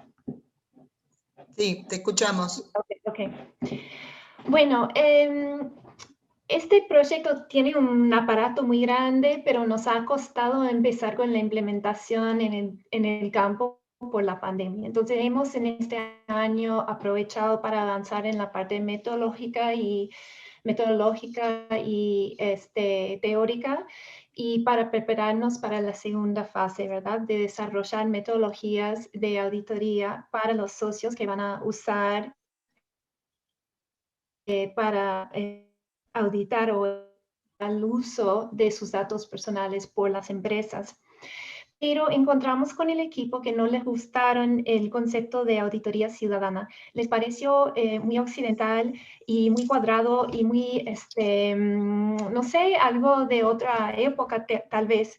Entonces, lo que hicimos este año fue una revisión bibliográfica de conceptos relacionados con la auditoría social, con la auditoría ciudadana, como son la auditoría social, el estudio con base en auditoría, que es una metodología, la contravigilancia y los públicos astutos o knowing publics. Y en resumen, lo que concluimos, podemos decir que hemos concluido de esta revisión bibliográfica es que la auditoría social realmente refleja una forma de entender a la conformación de la sociedad, que refleja un acercamiento muy a la lógica cultural. Las personas son afuera de sistemas estructurales como son las lógicas de producción, las lógicas de gobernanza, y que quieren producir transparencia en estos sistemas para que puedan entenderlos y actuar contra ellos o con ellos, etcétera, ¿verdad? Y es muy una lógica de la hegemonía cultural en el sentido aquí pintado por Martín Barbero, de un compromiso entre las entidades de poder y las clases que sufran esas decisiones o esas estructuras o estructuralidades. Entonces, la pregunta fue cómo entender la auditoría social de otra forma. Antes de entrar en eso, podemos decir que realmente la auditoría social refleja esa lógica. Perú, la auditoría social tiene el objetivo de evaluar la contribución de la industria a la sociedad o del gobierno a la sociedad también, porque permite auditar a la empresa o al gobierno en su papel social y informacional. Y es hecho por auditores sociales independientes externos a la empresa. La meta es, como dije, hacer transparente a las tecnicidades e institucionalidades para asegurar que contribuyan a matrices culturales y formatos industriales de servicio a la nación. Entonces, si aplicamos esta idea a las empresas plataformizadas, estaríamos siguiendo esta misma lógica y pensando en un mundo de hegemonía cultural. Pero la lógica del mercado y de las comunicaciones ha cambiado del industrial al informacional. Y yo creo que ya estamos en tiempos post-hegemónicos gracias a esto. Entonces, un acercamiento un poco diferente. Entonces, ¿cómo hacemos? Martín Barbero ofrece otro modelo que es más actualizado al mundo actual, informatizado, en donde dice que en este mundo tenemos que prestar atención a las tecnicidades y la forma que organizan los relatos por medio de las redes y por otro lado de las sensorialidades. A las sensorialidades por medio de los cuales expresamos nuestras identidades y nuestros actos de ciudadanía. Y tomando estas dos cosas juntos, lo que vemos es la conformación del tiempo y el espacio, cómo experimentamos, por ejemplo, las ciudades o las naciones, etcétera. Tomando eso como punto de partida, entonces no estaríamos hablando de auditoría ciudadana de datos, sino más bien algo diferente. Implica entender los datos personales en manos privadas desde las sensorialidades, ¿verdad? La corporalidad, por ejemplo, a la cara de tecnicidades, como son los algoritmos. Y eso implica un cambio de enfoque.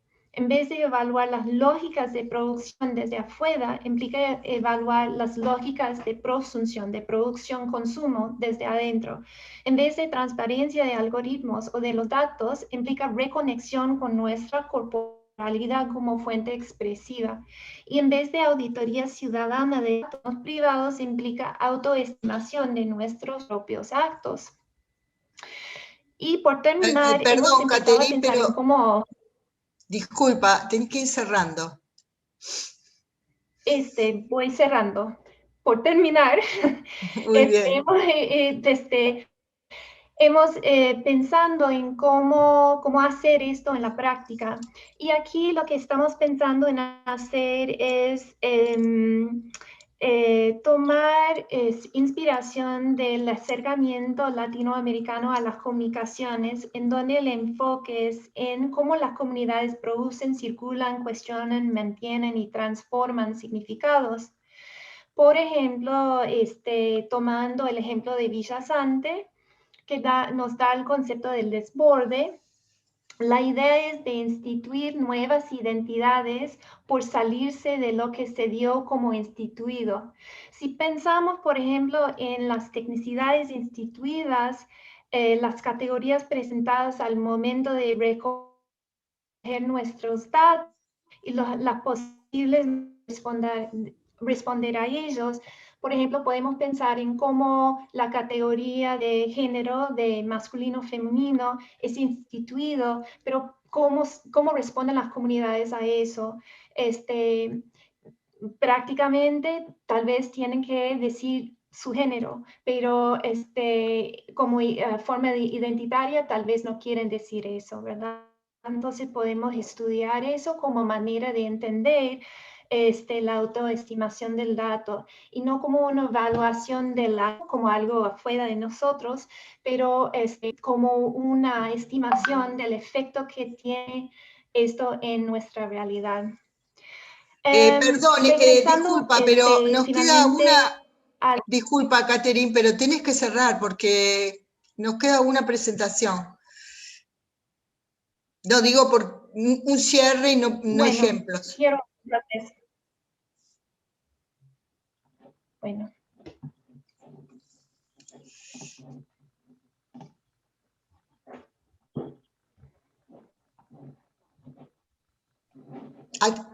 Silvia, adelante, sigamos. Ya está, entonces. Gracias. No, tu cierre, más que un ejemplo, un cierre.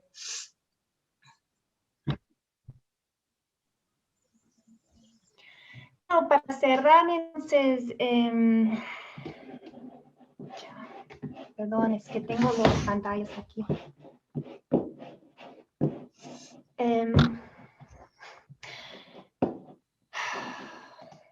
Perdón, es que ya cerré la presentación, pero para cerrar la idea es que no, está bien, gracias. Pero te lo consultamos en el debate entonces. Gracias, muy amable. Mauricio. Y gracias, muy buenos días. ¿Me escuchan bien? Sí, te escuchamos bien. Preséntate, por favor.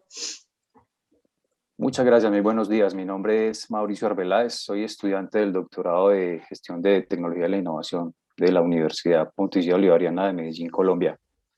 Este es un trabajo que quisimos presentar en este evento como uno de los productos que hacen parte de mi desarrollo doctoral. Como probablemente a algunos de ustedes ya les ha pasado, pues esto ha tenido algunas evoluciones. Fue la primera fase del desarrollo doctoral, pero quiero contarles pues un poco cómo cómo se presentaron los resultados de este componente.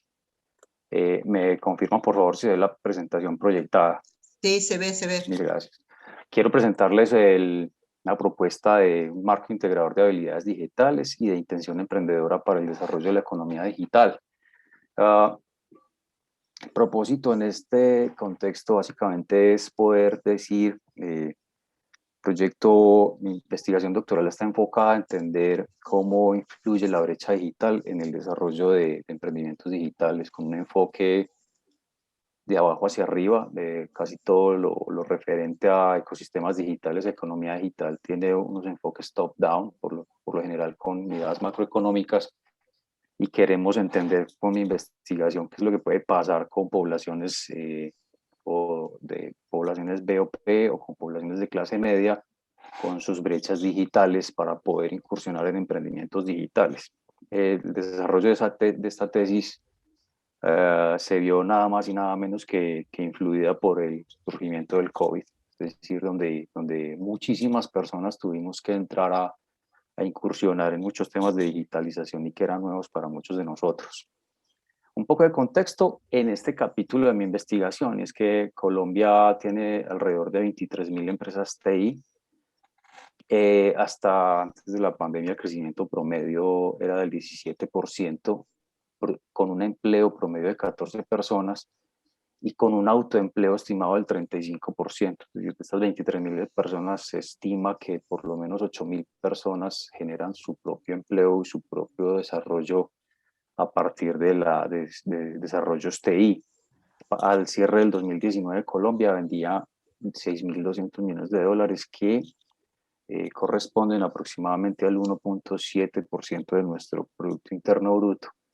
Uno de los elementos importantes aquí para contarles ya el desarrollo del método es que la meta de Colombia es poder a 5 años ubicar el sector TI como 5% del Producto Interno Bruto. Estamos hablando de un crecimiento por lo menos del 3.2%.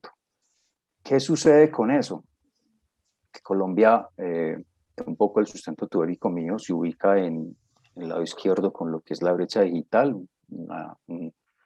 un constructo que se analiza hace más de 20 años del surgimiento de Internet y que surge con el tema de las brechas del acceso, con la tenencia o no de computador, con la tenencia o no de Internet, y que ha ido evolucionando hacia unos usos. Los usos de Internet se han estudiado en muchas perspectivas, no solo desde la perspectiva del individuo, su condición de género, su condición social, el uso desde la edad, las diferenciaciones entre lo que hace un joven, un adulto mayor, y más recientemente se ha teóricamente instaurado el tema del estudio de la brecha digital desde los resultados tangibles. Es, tengo un ordenador, tengo el acceso a Internet, sé usarlo, pero ¿cuáles son los usos productivos o los usos sociales o los usos culturales que hago con esas TIC?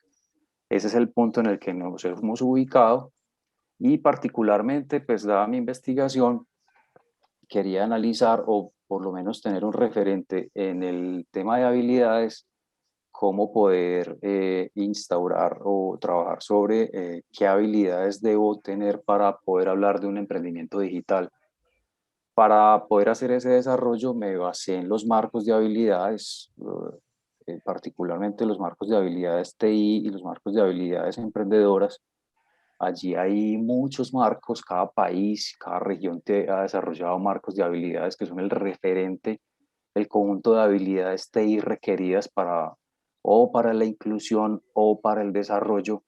Y digamos que un marco conocido allí, que se ha hecho muy conocido, es el DICCOM, que es un marco de habilidades europeo que define cada habilidad la cual debe ser requerida o por lo menos espera que cada individuo lo tenga. La mayoría de estos marcos están enfocados hacia la inclusión y hacia el desarrollo de los individuos, de tal manera que muchos de estos marcos son de un nivel básico, de unas habilidades básicas. Entonces queríamos ver si se podían aprovechar estos marcos para poder desarrollar un marco de un nivel intermedio enfocado al emprendimiento digital. Se hizo una revisión de un total de 10 marcos que recogían 576 habilidades y se clasificaron como en las habilidades más presentes en estos marcos. Al lado izquierdo estaban como los más presentes en los marcos de habilidades básicas y en el gráfico derecho como las habilidades recurrentes en lo que corresponde a la intención emprendedora. En los marcos básicos, lo más recurrente es la parte de comunicación y colaboración, que es fundamental para poder generar entornos y condiciones sociales, la alfabetización computacional y la creación de contenidos. En la intención emprendedora lo recurrente ha sido el manejo de recursos, los contextos sociales, el tema de innovación, creatividad y actitud. Entonces digamos que acá lo que hicimos fue analizar cómo muchos países y muchos autores han trabajado el tema de habilidades digitales. Con este tema, con esta revisión se hizo un diseño de un marco que obviamente hubo un proceso un poco más largo aquí, pero digamos llegamos a un marco con 3 líneas generales, que era la orientación a los negocios, la parte de gestión, administración y la experiencia emprendedora. En la orientación a negocios estaba el tema de búsqueda de oportunidades, iniciativa e innovación. En experiencia emprendedora, el conocimiento emprendedor y la orientación al cliente. En la parte administrativa, el componente de relaciones y colaboración y de planeación y gestión. Ese marco se desarrolló una validación de contenidos. Se trabajó con un grupo de 5 expertos del área de TI en Colombia que han trabajado en el apoyo de emprendimientos digitales. Se hizo una validez de contenido, se aplicó el índice V de Aiken y se revisaron cada una de las preguntas para determinar si el coeficiente cumplía o no. Después de ese ajuste y revisión de las preguntas, hubo muchas preguntas las cuales o no eran claras, o no tenían direccionamiento, o no correspondían con el área de competencia. Finalmente llegamos a un conjunto de preguntas clasificadas en estas 3 áreas de competencia con esta forma. Ofrezco disculpas porque no hice la traducción al español, pero lo que hicimos fue tomar cada una de las áreas de competencia y para cada una de las los ítems específicos de competencia se definieron las preguntas que se desarrollarían sobre estos individuos. El total de preguntas es de 19 y en este momento lo que estamos tratando de hacer es, primero vamos a mirar si trabajamos un piloto en la ciudad de Medellín, Colombia, para poder establecer cuál es el nivel de alcance de cada una de estas competencias. ¿Por qué quisimos hacer este ejercicio? Porque digamos que cuando hablamos de esa brecha digital, de esa brecha de habilidades, los indicadores que tenemos a nivel internacional no nos alcanzan a decir si los individuos son capaces de crearse un negocio digital. Es decir, cuando uno mira los marcos de habilidades tradicionales referidos al uso del correo electrónico, a la creación de presentaciones, al manejo de herramientas ofimáticas, hasta ese punto no somos capaces de responder si esa persona tiene el potencial. Entonces, esta propuesta se convierte en una herramienta complementaria para poder nosotros saber si ese individuo es capaz o si tiene otras habilidades complementarias a las habilidades TI, de tal forma que, por un lado, esperamos poderle sugerir a todo lo que compete a la parte política pública programas de formación que complementen estas áreas, dado que en el caso particular de Colombia, por ejemplo, Medellín, sacó un programa de formación como ciudad muy grande en todos los asuntos de inteligencia artificial, Internet de las cosas, pero nosotros no somos capaces de responder si solamente la formación específica en tecnología es capaz de garantizar que un individuo va a poder crear su emprendimiento. Entonces, esta guía se convierte para nosotros como en un conjunto de preguntas donde podemos estar revisando cómo los individuos podrían incorporarse a este ecosistema digital de ciudad.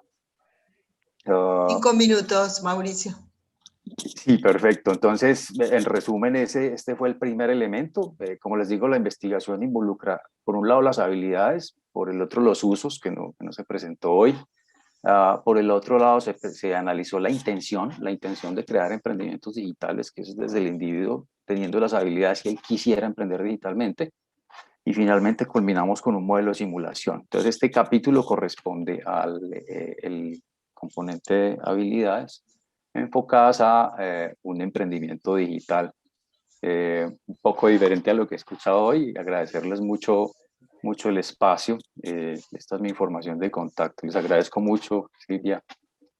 Ya termina mi presentación. Bueno, muchísimas gracias. Gracias a todos y todas, fueron todas presentaciones excelentes. Y bueno, le dejo la palabra a Ana, que iba a coordinar un poquito preguntas o intercambios. Tenemos unos 15 minutos. Sí, gracias Silvia. Si quieren, en realidad la única pregunta, porque han ido intercambiando respecto de contactos, referencias, que está muy bueno de esta modalidad, y pueden seguir agregando links con las publicaciones, etcétera, pero en realidad la única pregunta sustantiva sobre una de las presentaciones es la que le hicieron a Silvia Buitrago, respecto de que ampliara el concepto de affordance participativo en red comunitaria. No sé, Silvia, si querés aclarar eso, aprovechar este minuto, y el resto, si quieren, andamos medio cortitos de tiempo, pero si quieren seguir agregando preguntas al chat, lo hacen, y si no, doy la palabra también si hubiera comentarios o preguntas. ¿Está por ahí, Silvia? Sí, acá estoy. Acá estoy. Perfecto, Okay. Adelante Silvia, cortito. Sí, claro que sí. Bueno, pues la idea de affordance emerge de las relaciones, ¿no? De las relaciones que las comunidades tienen con la tecnología. Y pues siguiendo toda esta línea alrededor del affordance es la unión de potencialidades que están insertas en ambas partes. Hablamos de affordance participativo, en especial en este grupo que es Red Fusa Libre, porque a través de este proceso de instalación de redes comunitarias en las veredas empieza a surgir una affordance de lado y lado en las posibilidades de acción y intercambio recíproco de los individuos con cualquier artefacto digital. Y este affordance participativo a su vez invita a la intervención de la información que circula en esa red.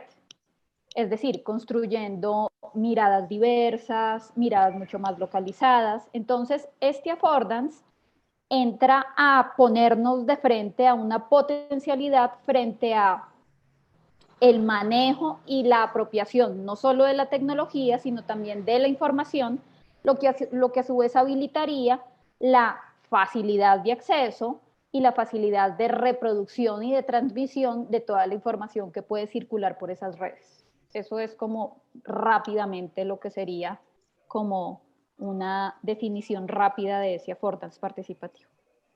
Gracias, gracias Silvia. Sí, ahora te doy la palabra, Silvia. Quería también hacer algún comentario respecto a las participaciones.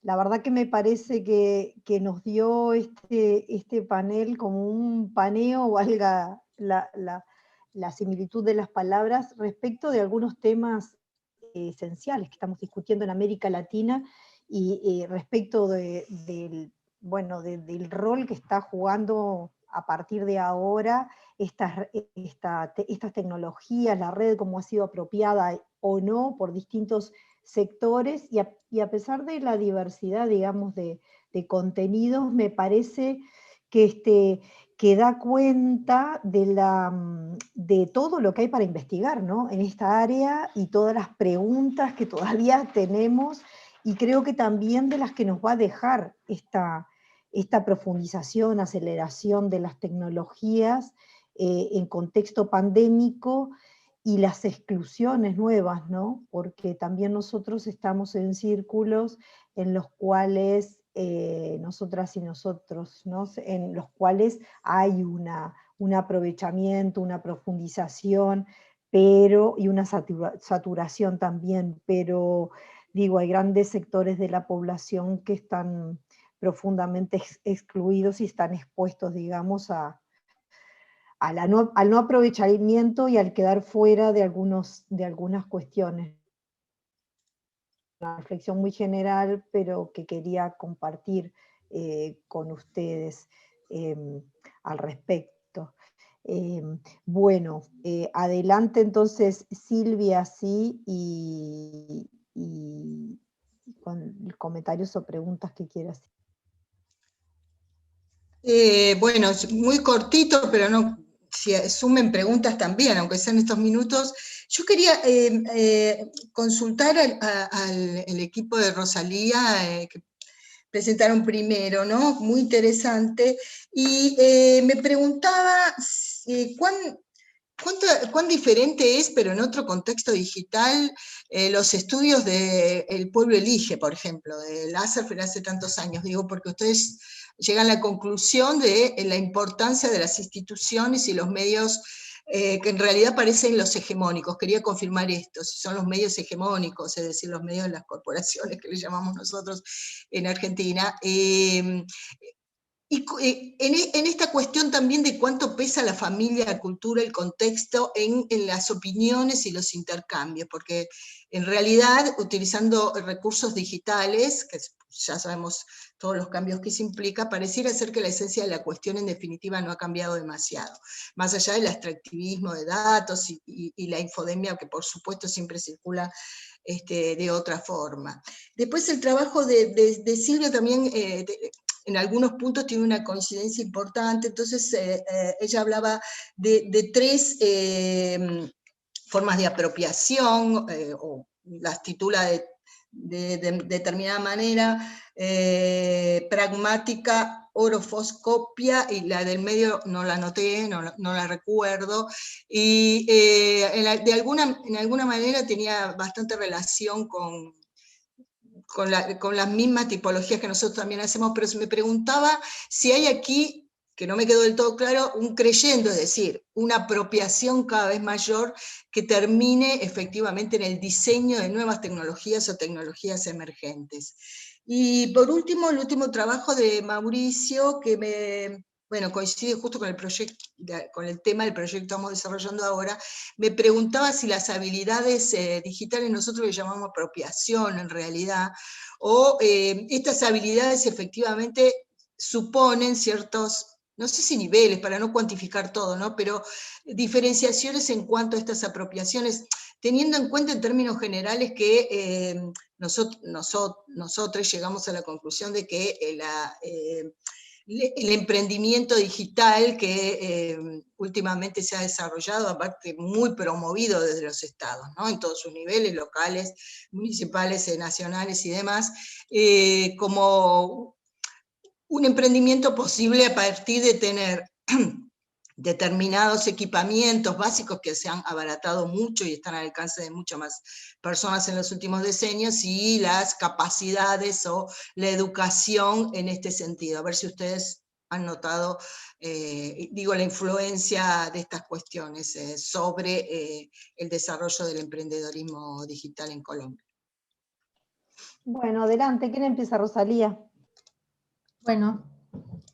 Bueno, en realidad, de las muchas formas que podría responderte, escojo la perspectiva epistemológica del estudio, porque en realidad el estudio surgió como una crítica, o sea, la hegemonía no es tanto la hegemonía de los medios, sino la hegemonía de los estudios, para dar cuenta del papel de las redes solo mirando las redes. O sea que la hipótesis de este estudio es que si uno quiere comprender la socialización de la información política o de cualquier otra información en la vida cotidiana, y pretende hacer inferencias de esos procesos que son muy complejos, donde siguen interviniendo todas las variables que mencionaste, y el estudio lo demostró, la socialización primaria, la socialización de la escuela, los pares, las trayectorias biográficas, bueno, todo eso está ahí interactuando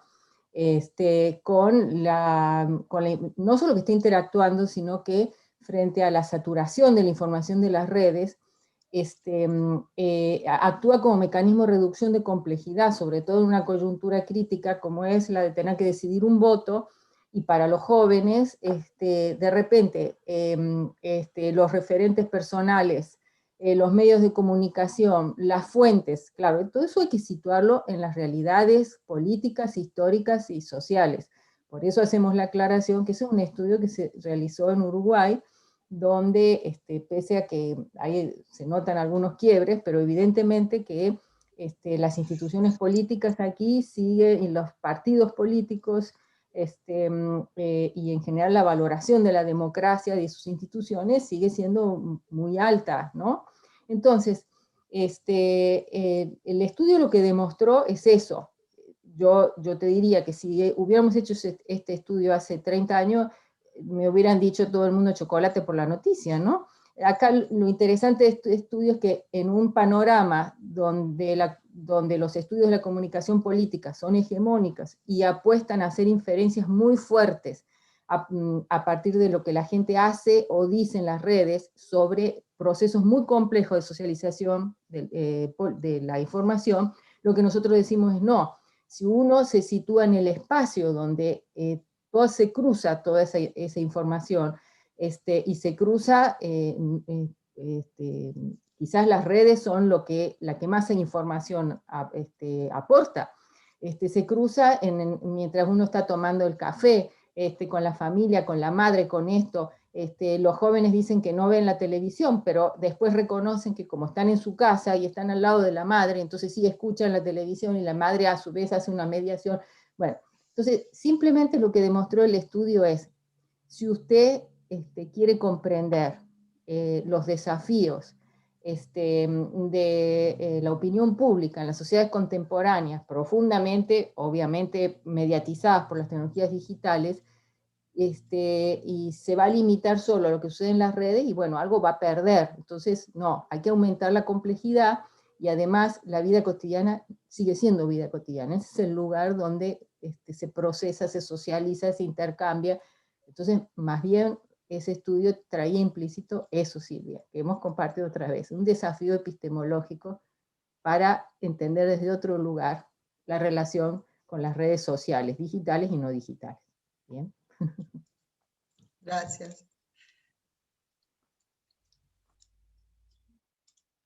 ¿Quién va entonces?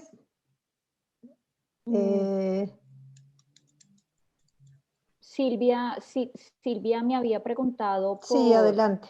por el avance en la apropiación, entonces pues para precisar un poco las tres tipologías que yo propongo son apropiación pragmática, asistida y episódica, esa es una, otra apropiación popular comunitaria y otra apropiación reflexiva y para la denuncia. No son escalas, o sea, es decir, no es progresiva la apropiación ni nada parecido, son apropiaciones que se dan en escenarios diferentes. Y algo interesante es que si bien no deviene en la emergencia de una tecnología nueva, sí claramente aparecen estos Frankenstein, estos híbridos que se ajustan a las necesidades de las comunidades. Por ejemplo, en el caso de los cafeteros, se hace un hackeo con Arduino de la tostadora y se le añade un pedal de bicicleta para que mediante la información que me arroja el Arduino sobre la temperatura del café, se puedan tomar decisiones respecto a su tostión. Entonces, no es una tecnología que va a ser patentada ni nada parecido, pero para el momento y lugar de esa comunidad, pues se ajusta como un guante, por así decirlo. Entonces, no hay una tecnología nueva que emerja, pero sí claramente aparecen unas versiones bastante situadas de ellas. Es eso. Gracias. Había una tercera pregunta, era dirigida a Mauricio, ¿no, Silvia? La última Sí. tuya. Dale, Sí. a ver, Mauricio, brevemente, gracias. Sí, mil gracias. Tú haces dos preguntas, digamos, en el ámbito de la diferenciación, creo que las habilidades requieren una diferenciación, estoy de acuerdo. Así hemos tratado de analizarlo y así hemos tratado de implementarlo en el proyecto. Pregunta sobre el impacto que tiene gobierno en el desarrollo de las políticas. Creo que es un impacto importante, pero es muy localizado. Gobierno, en el caso de Colombia, ha financiado mucho lo que es penetración de Internet y adquisición de computadores, pero persiste cierta desigualdad. Una vez reventó el COVID el año pasado, se notaban cuáles eran las diferencias en los accesos al computador e Internet, sobre todo en los estratos, en las condiciones más bajas, cuando se empezó a hablar de las escuelas virtuales y de la formación virtual. Entonces hay ciertas desigualdades. Entonces, digamos que ha habido impactos, son relativamente localizados, y eso ha generado una especie de batalla, por lo menos en el contexto nacional, por los talentos TI. Es decir, lo que sucedía antes de que yo tomaba una persona talentosa de una empresa para la otra, eso se empieza ahora a trasladar a las ciudades. Entonces, uno de los primeros tweets que publicó el alcalde de Medellín cuando estaba recién posesionado, tal vez hace un año ya, era que llamaba a los mejores talentos TI del país a estar en Medellín, vendida como una gran ciudad. Entonces eso genera desbalances en otras. Todo esto entonces para decir que sí, que ha habido impacto positivo del componente gobierno. Creo que ha habido un apoyo interesante en toda la parte de acceso a computador e internet, pero creo que debe impulsarse mucho más el desarrollo de habilidades específicas para poder impulsar ese motor, lo que llaman ese motor de emprendedor TIC, por lo menos a nivel Colombia. Muchas gracias, Mauricio. Bueno, justito yo.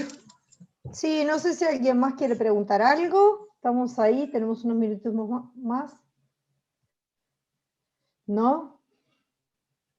Bueno, buenísimo. Entonces vamos cerrando, sí, porque ya estamos sobre la hora exactamente. Y bueno, muchas gracias a todos y todas. Gracias, Silvia, que te llevaste el trabajo más arduo de esta moderación. Más y feo, bueno, diría yo. El de cortar a las personas es muy desagradable. Bueno, pero también en estos ámbitos uno se acostumbra a que es así y que además hay que hacer esfuerzos para respetar los plazos y todo eso que ya sabemos. Bueno, un gusto y saludo a todos y todas y espero que nos podamos encontrar en otras instancias para seguir estos debates. Bueno, yo los saludo también y quería decirles que tenemos una listita de emails, algunos no están, pero los puedo incorporar por si existe alguna posibilidad de intercambio que no hayamos registrado acá. Tenemos una lista, ustedes lo vieron y agrego a otros que faltaban. Bueno, gracias Ana, y gracias a todos y todas. Chaucito. Hasta la próxima, chao. Chao. Hasta luego, gracias. Chao, gracias.